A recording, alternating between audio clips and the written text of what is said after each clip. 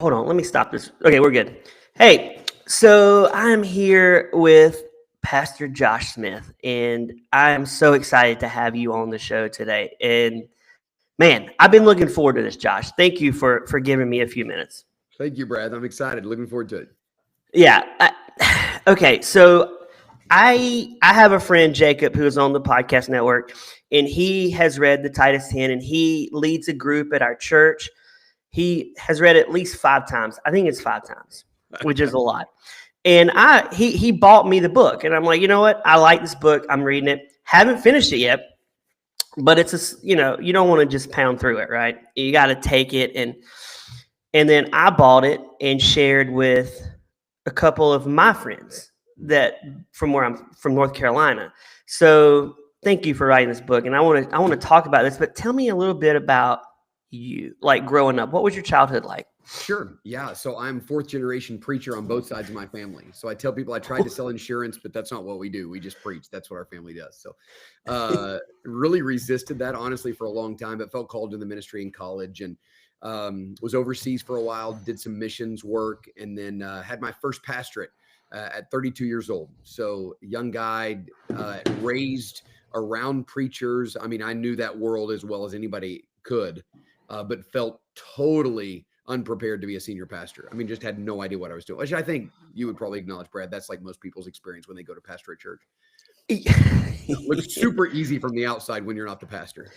Well, so what would it have been like, Josh, if you had not, like, you're fourth generation pastor, so you were basically in the womb ordained to be a pastor, right? Yeah, but my parents never told me that. Like, it's funny. My mom later told me, I always knew you were going to be a preacher, but they were really good about like pushing me towards other things. And even in high school and college, just whatever you want to do. So I never really felt the pressure, but I mean, my point in saying that is just, I really was raised around the ministry. I mean, I've just been around the ministry. I've got 3 uncles who are pastors and cousins that are all over the world doing missions. And I think still going to the pastorate, feeling a bit confused and conflicted on what to do. There's so many different, I mean, you know this, there's so many different philosophies of ministry and pastoral ministry and church growth, all this stuff.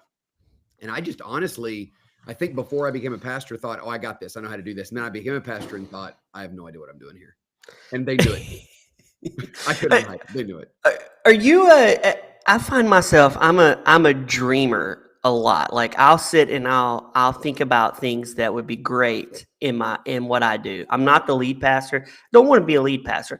I like doing other stuff. And I think about things, and my buddy, my best bud and I, we planted a church, and I remember thinking, we're moving into the Boys and Girls Club. We're gonna have 300 people our first Sunday. You know what I'm going. Oh, hey, listen, it's my whole life. I got it. Yeah, and then I'm like, oh man, we had like 27, and it was I was like, wow, man, this really stinks. But God, it's amazing how God works, but it's all like it's helping you grow, right? And it helps build you up to be a better Christ follower. Well, and I think honestly, that's what really led me to write the Titus 10. I think my recognition. So I was at my first church for 11 years. And I think when I look back on those 11 years, I think about tons of programs and tons of big ideas, you know, the laying in bed, we're going to get Christmas presents to every poor family at our church, like whatever, just like all of these big ideas and excitement. And I look back and not sure if any of that bore a lot of fruit. I think my desire to grow quickly and to do things. And when I look back on those 11 years, I think what bore the most fruit is the stuff that didn't seem to bear any fruit at the time. And most of that to me was the investment in men, like just a lot of time spent investing in men that didn't seem to bear a lot of fruit, but long term was probably the most effective thing I did. Do you think it's a church problem or a modern 21st century problem where we don't invest in men? It seems like women do 80% of the volunteering. We used to always say, like, if you can get the wife at your church, you can get the husband eventually. What do you think the problem is today with getting men to be involved? So I think there's two issues. I think we kind of asked two questions there about why men aren't involved and then why churches don't invest in men. So I think the reason churches don't invest in men is churches, like, generally speaking, and pastors like to do things that bear quick and dramatic fruit. Like, we want to do big events that get a lot of people. Ministering to men doesn't do that. I mean, Jesus didn't do that. I mean, you come to the end of 3 years and you got 120 people in the upper room and 11 disciples left. I mean, he ends that night before his death in an upper room, with 11 guys. And that just doesn't seem like a fruitful ministry after 3 years. Like, if any guy got a bunch of support and went out to plant a church and had 11 men at the end of 3 years, they would take the support. Like, no one's going to support that church if the guy can't get but 11 men.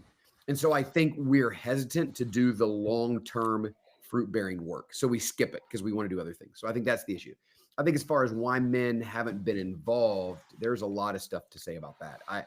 I think I often say, and I think I say this in the Titus 10, the two greatest enemies to modern manhood are passivity and isolation. So men are isolated. They're not challenged. They don't have people speaking into their lives. Women don't tend to be like that. They enjoy the small group Bible studies. They get together with other women. They hold each other accountable. They talk about stuff. Men are isolated.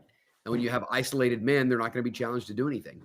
And then passivity is huge. I mean, men are just, this generation of men tend to be more passive in spiritual, well, not just spiritual issues, but in every issue. I think men are afraid to lead in this generation. Well, a couple things on what you just said that I'll follow up with. One, it's totally true what you're saying. Women love to chat, and predominantly the guests that I get on my podcast are women, but men never want to come on. I reach out to men, and it's like, I'm good. It's hard to get men to want to just sit. I mean, that's why I'm excited to have you, because you're a man on here, and two, I feel like the modern world has dumbed down the man. If you watch TV, the man is a moron in most every circumstance. We're morons, and I just don't agree with that. Yeah, and I think we have taken off. We've taken on some of that on ourselves. Like, okay, well, that's the way I'm going to function. I'm going to function kind of in that role where I'm the moron here. And I do think there are reasons that men are afraid to lead in this generation. We're afraid to even say that men need to lead. I mean, when I go do men's conferences, one of the things I say a lot is I say that every problem in culture and in family and in the church is a result of unfaithful, ungodly men. Every problem. I mean, again, when Eve ate of the fruit, that I say in the Titus 10, the first sin was not Eve eating the fruit, but Adam standing there and watching her. So, like, sin entered the world because of a passive man who stood and watched as everything deteriorated. The whole context of the book of Titus is this dysfunctional church that is dysfunctional because of the presence of ungodly men. So every problem in culture, church, is caused by ungodly men, unfaithful men. So the solution then for those issues are godly, faithful men. I mean, Titus gets a letter from Paul, having been left in this dysfunctional church in Crete. And the first thing Paul says is in Titus 1:5, find elders and put them in place. In other words, your problems are because you have rebellious men, so find godly men. We're just afraid to say that. We're afraid to say that if we're going to change culture, if we're going to change churches, if we're going to change families, we got to raise up men. Yeah, and I feel like discipleship has been lost in church because it goes back to, we're going to do this big event, and are we going to have measurables? Are we going to measure what we got from that event? But we're not discipling the men to be spiritual leaders. And I love what you do with Titus 10. You've been mentoring 10 men for 15 years now, right? Is it 15 years?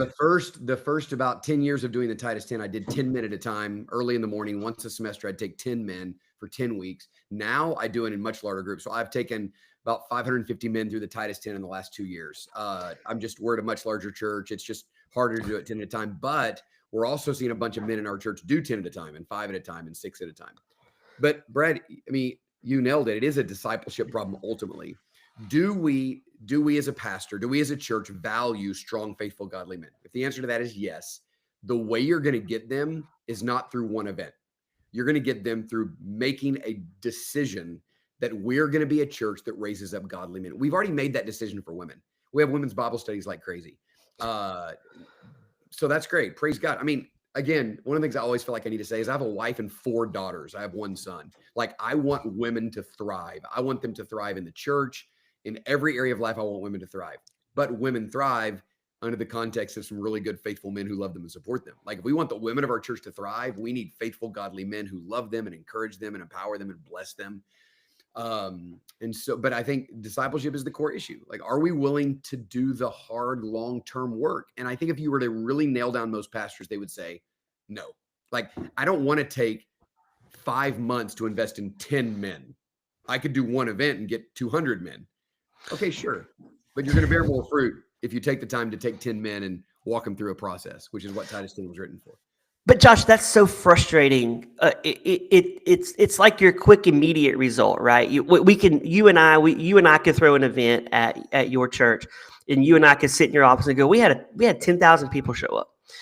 But where are we getting with those 10,000 people? I would rather focus on the 10, and then see that it's kind of like that movie, The Forge. Have you seen that movie, The Forge? Yes. Yeah, it's basically your book. They could have called this the Titus 10. They really could have.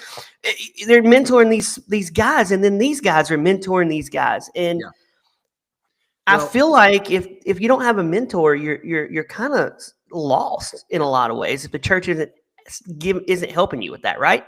We have this graph that we use as a church. It's like 6 circles that go from big all the way to small. And so we do like events. I mean, again, I'll have a big men's conference and have a bunch of men come. I have a monthly community men's breakfast, and we'll have a ton of guys come. So I like the big circles, like of events, big events that we do. That's great. And I think big events are important, particularly in a context. If you're in the South, in kind of a more Bible culture, those big events bring in a lot of people. That's great. Praise God. So do them. Don't say they're wrong. But the goal of those big events is to get people into smaller and smaller and smaller circles. So I want to get them from a big event to a Sunday morning service. I want to get them to a Sunday morning service to a community group. I want to get them a community group to a discipleship group. I want to give them the discipleship group to intimate personal time with Jesus Christ. So what we're trying to do is just move men. I have this story I tell a lot. I was at a conference recently, and I met a family that has 5 sons, and I have 4 daughters and a son. And I said, I don't know how you do it. Like I have 1 son. I'm exhausted. I don't know how you do it. Like, I love it. But he said, oh, sons are easy. I said, I'm not sure I agree with that. He said, no, sons are easy. The key is you have to run them like dogs. I said, what do you mean? He goes, get them home, lock the door, make them run outside for an hour, get them tired, feed them, bathe them, put them to bed. Like, there's a simplicity to that. And I think the Lord used that to teach me something about men. Men need movement. So, like, have an event, get men there, but you've got to say to men, okay, here's what's next for you. Like, men don't have a vision for their own spiritual growth, so the church has to give it to them. Okay, so you came to this big event, that's great. Are you faithful and active in your relationship to the church? Are you coming on Sunday morning? Yes. Are you in a community group? Yes. Are you in a small group? Yes. Have you done a Titus 10 group? After Titus 10, have you taken a mission trip with some men? Like, we've got to think as a church, okay, we want to raise godly men because they're necessary. What are the steps to get them there? And we just don't give that any thought. We'll throw together a Bible study and think we've done it. Let's give it a little, if it's that important, let's give it a little bit more thought than that. Yeah, but I think you're 100% nailing it. But it goes back to, it's a discipleship problem. In a lot of ways, we're lazy, and I'm probably guilty of that myself. Yeah. You got to spend time. It's like, oh, you're exhausted because you never turn it off, right? Yeah. You never turn it off, and then it's like, I got one more drop of my energy to this, and it's a discipleship problem, which then goes back to, how do you close the back door of your church, right? Because we talk about that a lot. Yeah. And you think about that too. Like, how do we get that back door closed? If I visit your church, am I going to come back for a second time as a man? Yeah. What do I got? What am I getting out of it? Because it's a consumer. You're a consumer, right? You're consuming your message, God's message through you. Well, if you're not moving people towards discipleship, they're going to leave. I mean, it's because it is just a consumer mentality thing. So, I mean, I think just this, David Powlison says God is content to take his time with us, which he does. I mean, think about our own lives. God takes so much time developing us. We just don't take the same amount of time developing others. So we really don't have that heart of God to say, here's a guy who needs to be this kind of guy. In order for me to get them there, that's going to take time. Pastors don't want to take that kind of time. And they think it's man, I got so much to do. I shouldn't just have a few that I'm ministering to. And you know, my responsibility as a pastor of a large church is I've got to minister to the whole. I minister to tons of people, but Hmm. I still need to have some identifiable men that I'm investing in. And if you want to close the back door of the church, get some men that are committed to you in the church by discipling them. Like if you invest your, I mean, I could talk about this all day, but like if I look back at the church I pastored for 11 years, I've been Hmm. gone 7 years. I can go to their website right now. There's 13 men on their website, paid and lay elders. 11 of those 13 men are men that I invested in through the Titus 10, 15 years, 20 years ago. And they're still there because through that process, you build an army of men that are, I mean, this is what David did. David built an army of men and they would do anything for him. They were totally committed to him Hmm. and to his ministry.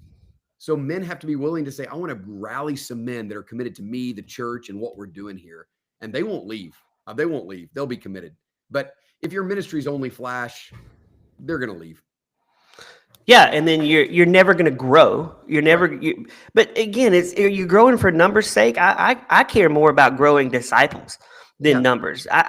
I could be a part of a church that has 1,000 people, but if they're just on Sunday morning, and you Yeah. can't just be a church of Sunday mornings either. That's Right. another. That's another frustrating aspect, right?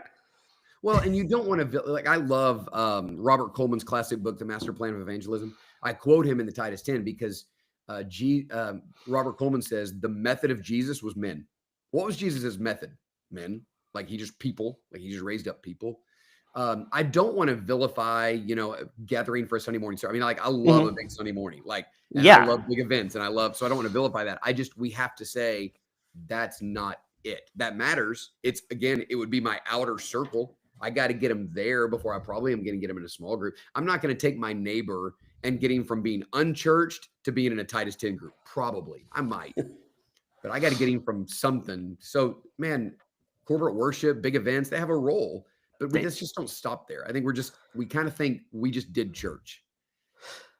What do you think of churches that if you were to visit a church as a man and and they don't offer men's ministry stuff, what do you say to that church So to get that going? You won't believe how many times I get this question. So here's what I've found most of the time. There's something kind of funny here, but most of the time you go into a church and there's one guy passionate about men's ministry and the pastor doesn't care.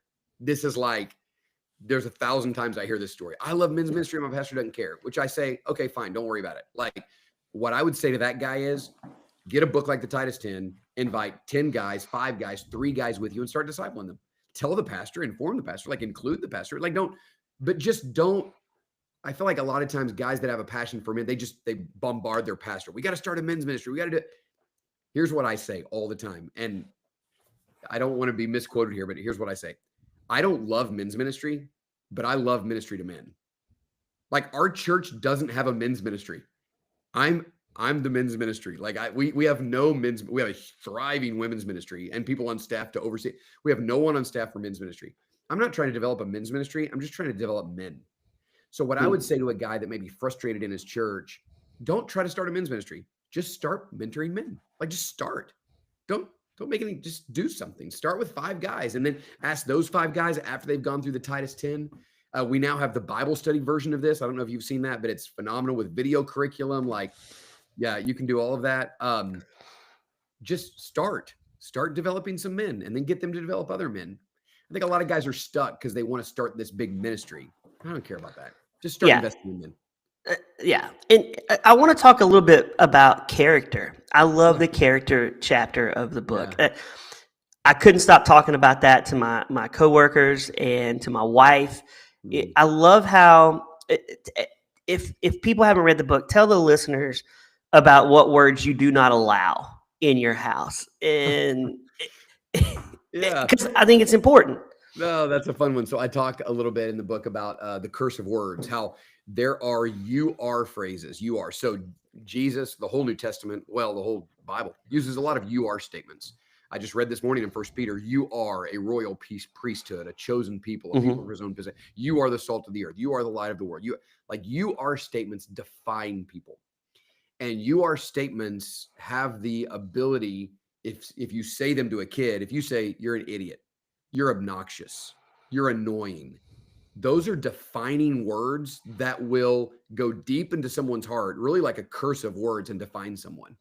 So one of the things that we say in our house, you can tell your brother or sister that they're being annoying because they probably are. You Mhm. can't say you are annoying.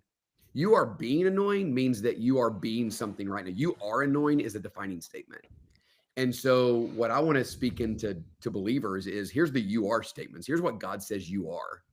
And sometimes we get these curses on our life where we think all these things we are because things people spoke into us. So we try to be careful about the you are statements at our house. So In I'm 45 and I can still hear URs in my mind absolutely. they don't go away. I No, mean, they don't go. It's a curse of. It's called the curse of words. With our words, we curse others. James says. So there is a curse that can come on your life from words, and the curse is. I don't mean that like a weird supernatural way. I'm just saying you haven't forgotten it, right? no. Neither have I. They define And you. they do, but but that definition of defining goes back to mentoring, right? And seeing yourself the way God sees you and Right. not the way that person saw you when they said you are. And You I think are. that's hard for men to marry that in their mind, right? Because Yeah. they're like, well, God, I'm a loser. I've been told I'm a loser my whole Yeah. life. I'm fat because my family was fat. You're gonna be fat. Yeah. And Yeah. it's not true. Yeah. No, those things are, and I, one of the things I ask men to do, I do this kind of as a homework assignment in the Titus 10, is spend a week listening to your inner monologue. Like for a week, what are the words that you say to yourself over and over? Like, and I'm telling you, men don't want to do this. And when they do, they will come the next week and they'll go, Pastor Josh, I didn't realize I say, oh, I'm such an idiot all the time. I say that 100 times a day. I said, I'm such a like guys will come back and say, I have this repetitive thing in my mind that I'm saying over and over and over. And those are the kind of things that really define us. We don't realize what we're saying to ourselves about who we are. And God wants to redefine us. Yeah, I've noticed that in my 11-year-old. He'll do something. I'll say, no, don't do that. He'll go, I'm such an idiot. That's And it. I'm like, no, you're not. Stop saying that. Yeah. You're not an idiot. Yeah. You may act like a moron. You can say right now you're being an idiot. Right now you're being an idiot, but you're not an idiot. God. I tell my kids all the time, God has big plans for you. Yeah. And they're going to be amazing. And it may be small to people, but it's going to be huge to you. Yeah. We got to embrace that, right? And I feel like it's a struggle with men to want to do that. And also, like in your book where you talked about your dad, he wasn't like the didn't you say the carpenter or the Well, he didn't fix transmissions or change oil or skin deers or hunt or fish, none of those kind of things. Mine didn't He's either. the manliest man I knew, and the reason is because he had manly character. Like I always thought my dad was so manly, but he didn't do he didn't teach me any skill. Like I couldn't sleep outside for 3 days, my life depended on it. So like he didn't teach me any of that stuff. But he just had manly character. You can find a guy out there who hunts and fishes and makes his own knives and smokes all the meat and all that, but he's not a man if he doesn't have manly character. Character is what makes a man. And so we just want to be careful to build the right kind of men.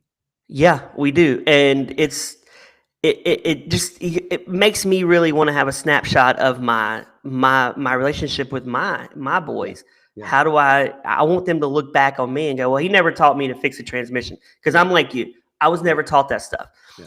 But we know he loved God and he loved us Yeah. and he taught us to be men. And I think that's so in wrapping this up, what would you say to people listening right now, watching you, that are stuck, men that are watching you right now? For one, I'd say buy the book, but two, what would you say to them? Because you get in that stuck mentality. What would you say to them to encourage them? Yeah, I feel this all the time. I get so overwhelmed by I'm not the man I want to be. I wish I was. I just had a big birthday. I'm not going to tell you which one, but I had a big one.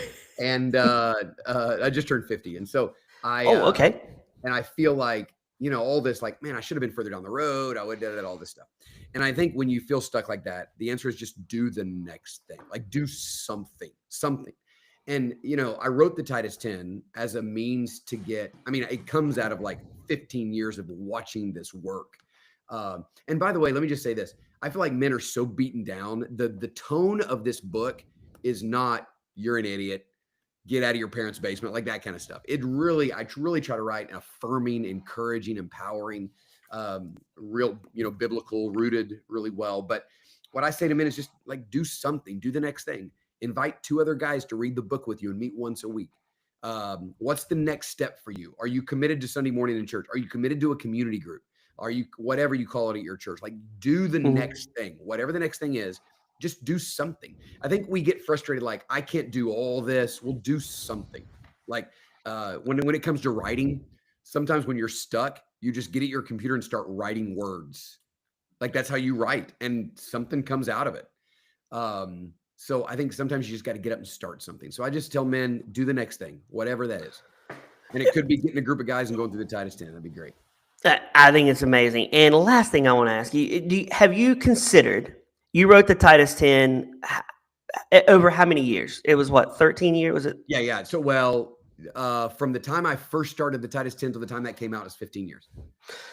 Have you thought about updating, because it's a different generation at this point, right? Like social media is a destroyer of like adding a chapter for a younger 20-something man. Have you considered that? Yeah, so I did. I mean, I said I didn't write the book until about 3 years ago. I mean, that's when it first. And we did add a bunch of stuff that we saw in culture with men in lack of friends and men in passivity. Like, there's a lot of updated stuff. I don't do a ton of social media stuff on there. I probably should.